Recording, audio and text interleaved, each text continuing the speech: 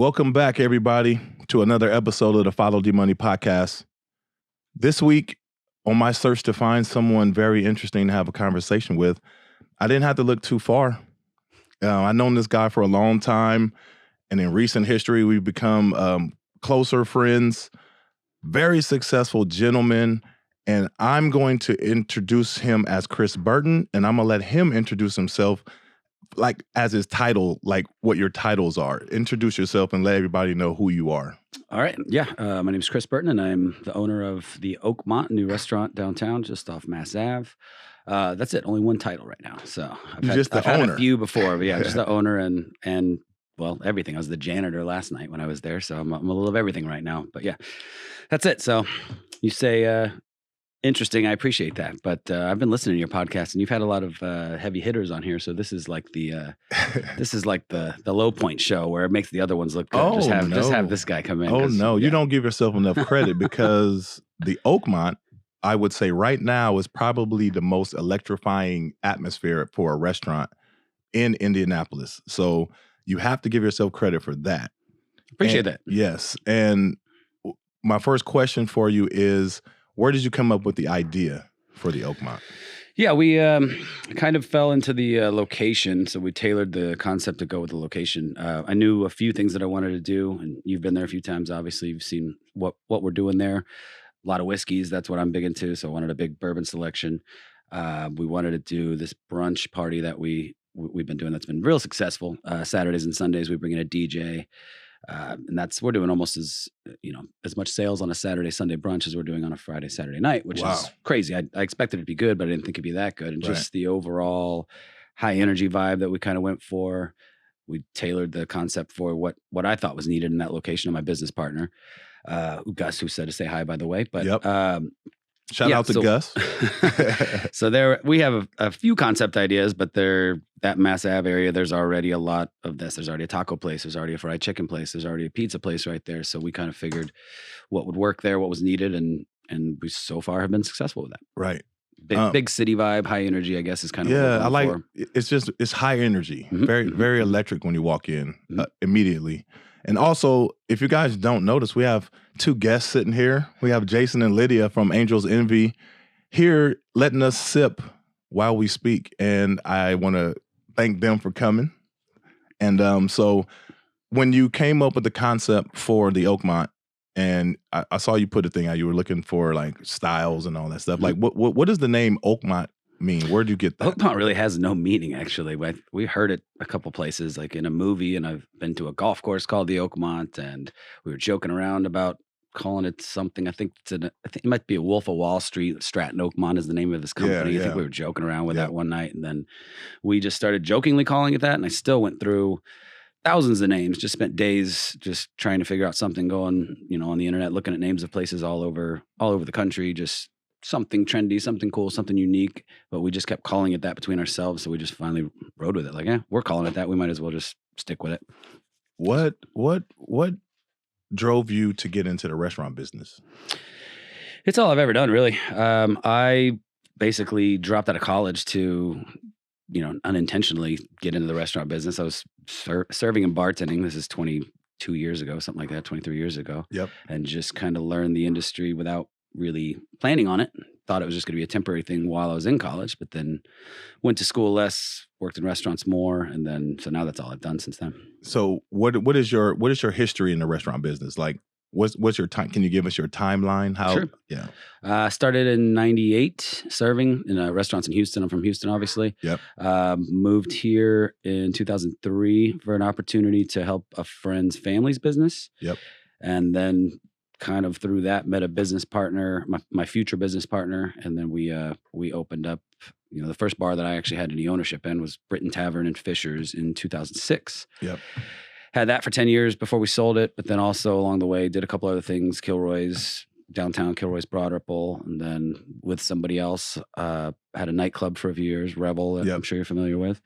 It's something else now, but yeah. So at one point I had like 4 titles and 4 places, but now in the process of, we sold one and then sold this one, and then I got bought out of this one, and now I'm just in the little old Oakmont with Gus. Little old Oakmont. So what is the mindset when you're trying to figure out what to do? A lot of people thought that life was over during the pandemic, but you decide you want to open a restaurant. What goes into your head? Like, what kind of strategy did you use? Like, how do you think that you were going to be successful? Yeah, last year was a wild year just trying to figure out what I was going to do because I had gotten out of the business completely in November of 19. Was going to take a few months off, which ended up because of the pandemic being like 15 months off or something like that. Right. So I spent the whole year looking at locations and trying to figure out what I was going to do. I went back and forth of, because we never knew, like it went from we're going to be shut down for 2 weeks to, maybe a couple months. And now everything's closed for almost a year, basically.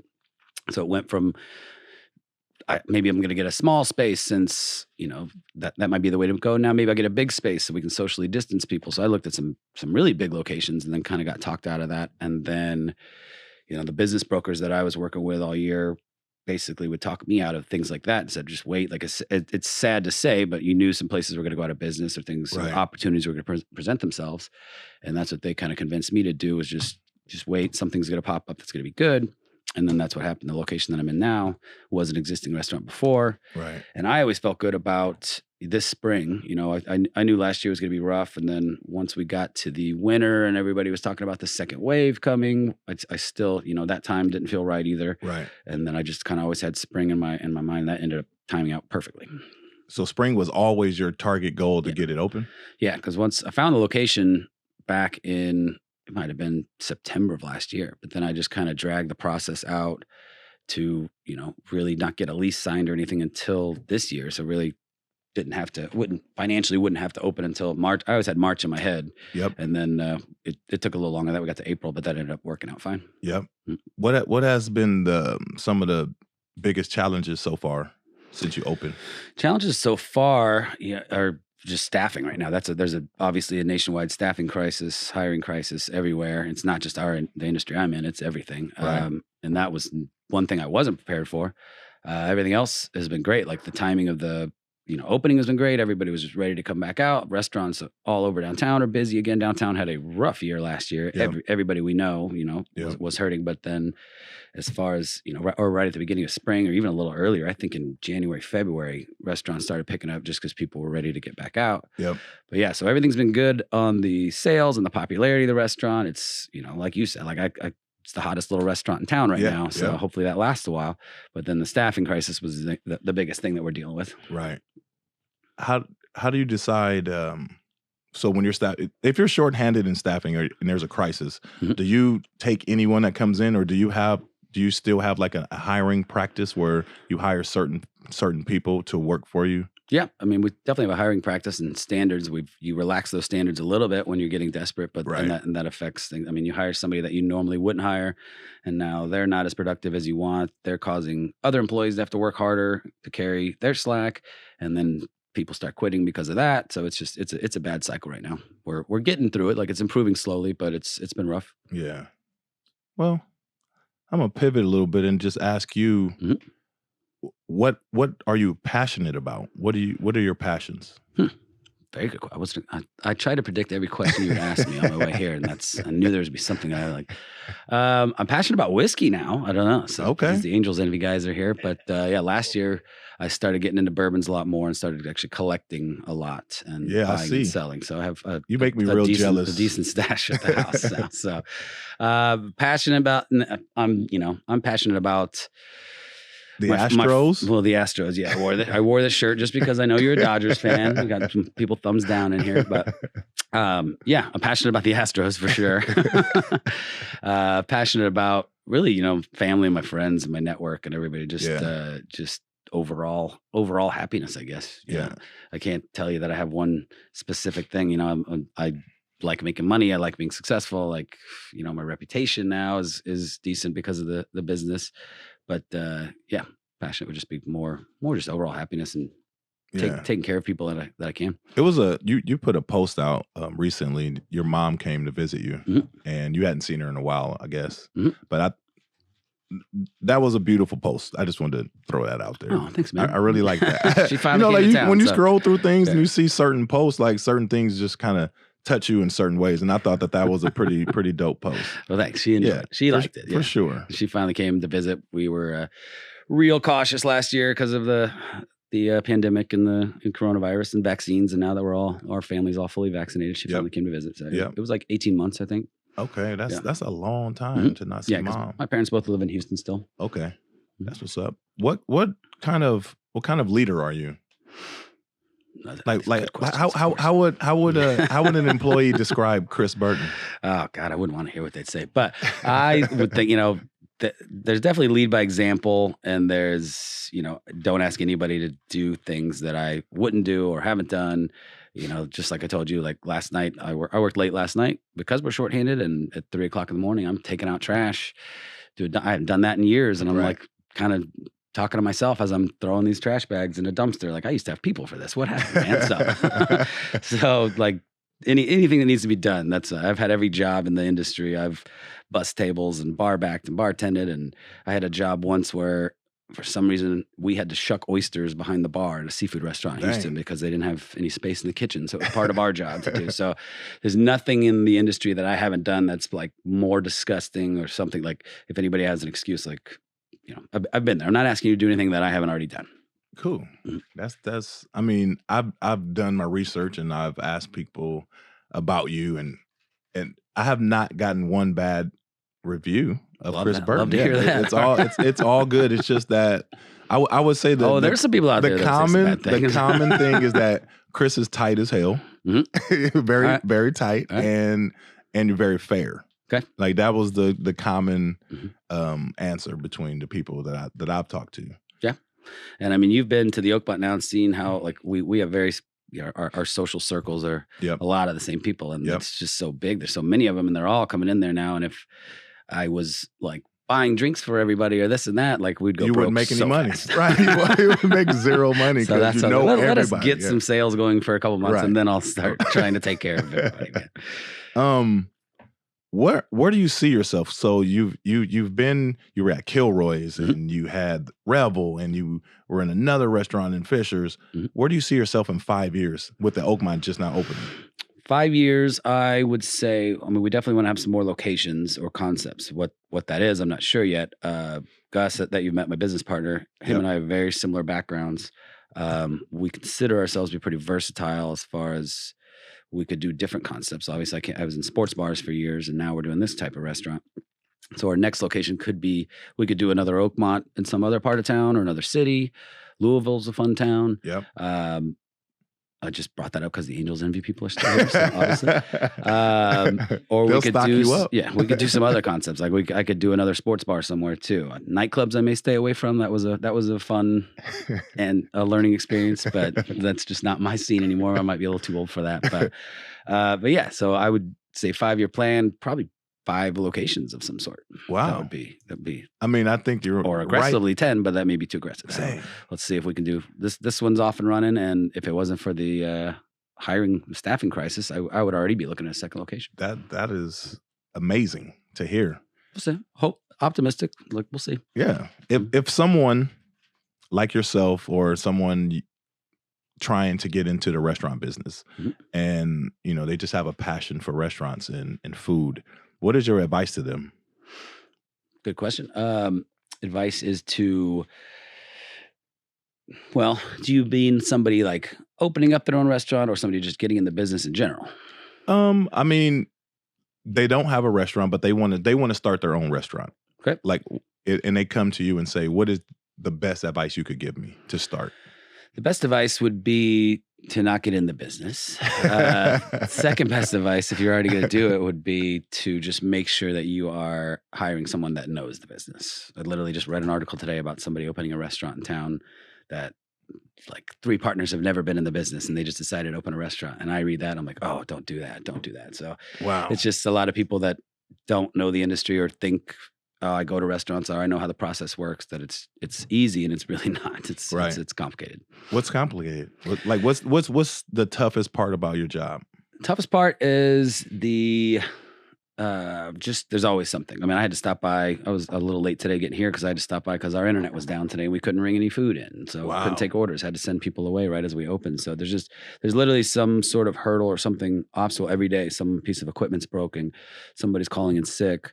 Somebody quit. Something. Yeah, the AC's down. Like there's just something every day, and that's some people can't handle that or don't understand that that's how it is. Yep. And stress a little too much. It's just real high stress. So Yeah. Would you consider yourself successful? Yeah.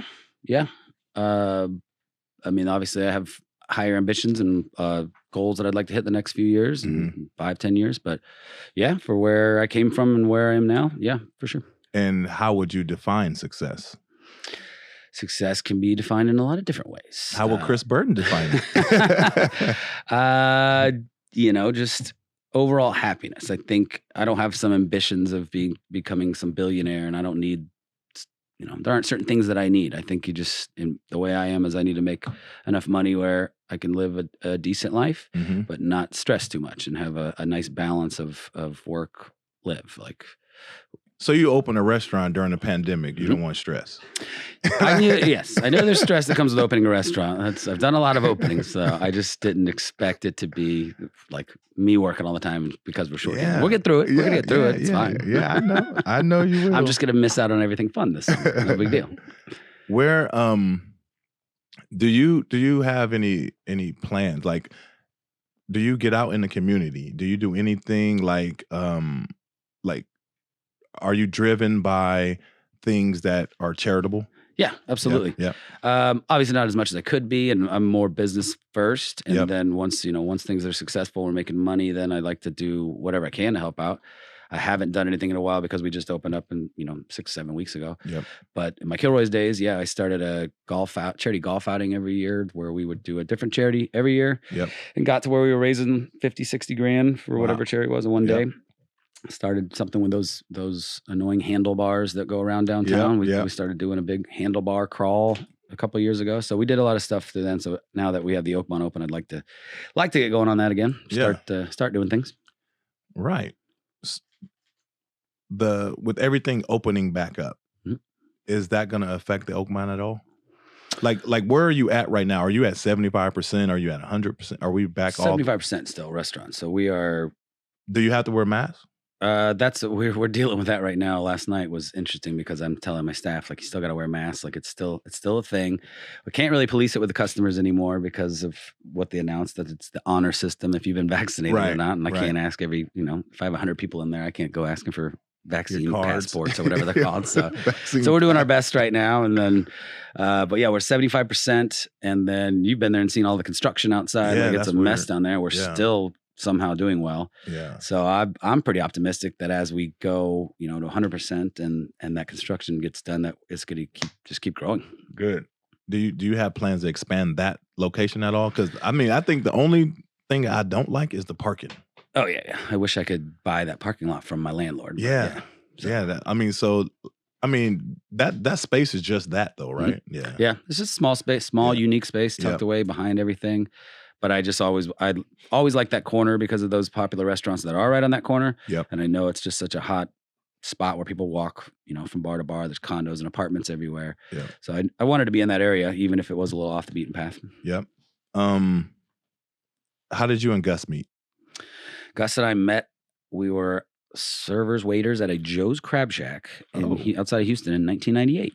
Wow. Yeah, he hates when I bring that up for some reason. I don't know why. Friends for a long time. Yeah, a long time. I did a Indianapolis Business Journal interview and told him that, and he was like, "Why'd you tell him that? Why did you tell him that?" Joe's Crab Shack. We look like idiots. I'm like, "No, that's where we started. Like, that's a funny story." Hey, you gotta have a beginning. Yeah, exactly. Yeah. How does he like Indy? He likes it. Yeah. Obviously we like we were talking about earlier, you and me have a big social network here, and he got to move up and just kind of be plugged right into it. So that was nice. That's good. It's definitely an adjustment moving from Houston to Indianapolis, and he got a full Indiana initiation, 3 potholes he's hit and busted his tires and all kinds of, I have video of him digging his car to snow for the first time. So it was an adjustment, but he's happy. Yep. Now, I want to get back into how your past in restaurants and things, and for the Oakmont to be so successful, it's crazy how well it is. How did you use past failures to make this transition so easy? Hmm. Yeah, I mean, I guess that comes with just the years of experience and the things that I focus on more than most maybe are the just the open. I always think that just good first impressions are so important with a place that Yep. we may be dealing with a lot of issues with staff back of the house right now, but we're just trying to hide that from our guests and make everything look right out front. Right. And all of these, you see all these restaurants right now that are closing on Mondays because they're shorthanded or closing early or just a lot of different things happening. And I'm just trying my best to avoid that and not show our guests that we have anything wrong. Like everything looks fine. Right. And because first impression, I don't want to, we were talked about closing for lunch for now and just like let's open and only be open for dinner and then come back later, a couple months later and start lunch. And I was like, no, we got to figure out a way, like everything that we're going for has to be ready right now. So Yep. I'm just so big on the first impression thing, I guess. So are you like a motivator? Like, how do you motivate your team? Because I think that when you're short staffed Mhm. and you have this rush of people, you have to somehow get people to be have the same goal as you. Mhm. You own the thing and they're working there. So how do you motivate them to want to make you successful? Hopefully just by money. I'm not a big motivator, so I like to make sure everybody's making good money, and I guess that's Yep. the big thing. All my servers, bartenders, and that's if you were to ask any of them from any of the places I've ever run or owned, I just make sure that they're all making good money. I'm not a big motivator as far as like a rah guy Right. and speeches before shifts. Sometimes but I'm just a do your job kind of person, and watch me. I'm doing my job too, and I'm not scared to help out. And if we all do this, we're going to make some good money. Like a lead by example. Yeah, lead by example, for sure. Yeah. Mhm. Because I know it can be rough if you're short staffed and you got a big rush of people Mhm. and the next day seems like a terror. Yep. Like I don't want to come in because today was so horrible. Yeah. So they have to want to work for you and want to make you look good because you're somebody that they are motivated by. And Mhm. I guess if you're out there doing it, that kind of helps. Yeah, and I guess because I've been doing it so long and handling it's such a high stress environment, but it's not something you usually take home with you. That's the good thing about it. Once you get through it, your Yep, day's it's over and you over. clean the place. Yep. They count the tips and we're out of there and we go have a drink somewhere. Yep. And then the next day we're hopefully doing it a little better than we did the day before. Yep. And that's what's up. You like bourbon, right? Yes, sir. I'm not gonna ask you what your favorite bourbon is because we got Jason here. Because It's Angels Envy, is of obviously course. Angels Envy. But do you like tequila? Yeah, for sure. What's your favorite tequila? Favorite tequila? What's my favorite tequila? I like the Don Julio 1942. 1942. Yeah, it's popular now. I'm a huge fan of that. Yeah. You got it at the Oakmont. We do. What is the Panther? What is that? Oh man, that's called What is Casino Azul. It's a big gold Jaguar looking bottle that is not really good tequila. I probably shouldn't say that here, but it's just because that bottle, everybody buys it or wants to do shots. Is it out expensive? Of it. Yeah, it's expensive. So. And it's not good. It's not my favorite. But it looks good up on the shelf and everybody wants to buy it. It does. Like, okay. A whole nother. I'm gonna just go all the way around. Okay, you're not a family man. Like you don't have your own family. Nope. You don't have. How is dating for Chris Burton? Oh, wow. Okay. Let's get into it. Like, what does Chris Burton look for in a spouse or a companion? Part of one of the challenges of my industry, I guess, would be dating because it's such weird hours and such just a different lifestyle when you get into this business. I remember the first time I ever went through training at a restaurant and our trainer's telling us, oh, your old friends, you're not going to see them anymore. You're going to be working all weekends. Your new friends are going to be these, your other servers and bartenders. And it becomes like that where you work every weekend and now you're just hanging out with these people that work every weekend and you're going out on Sundays and Monday nights instead of Fridays and Saturdays like everybody else. I got better about that over the years, but now I'm kind of dipped back into it, got back into this lifestyle because of, like I said, being shorthanded. But yeah, so that presents some challenges. Could be why I'm still single at 43 and never had any kids or anything, never been married. But it's hard. Like if you meet somebody that has a normal job that gets up at 5 a.m, then it's just never going to work because I didn't go to bed till 4 o'clock in the morning last night. But do you have aspirations to have children? man, my mom was literally in town this past weekend asking me these same questions. She was just hanging out of the house for a couple days. And I like woke up from a nap on the couch and she starts asking like, you like the house this quiet? You don't want some little kids running around? I'm like, I just woke up from a great nap in the afternoon and you think I want that disturbed? Like, come on. So yes, maybe one day. I always thought yes, but I don't. Who knows? I might be getting too old. You can get a microwave version and just get a woman that has kids. Yeah, exactly.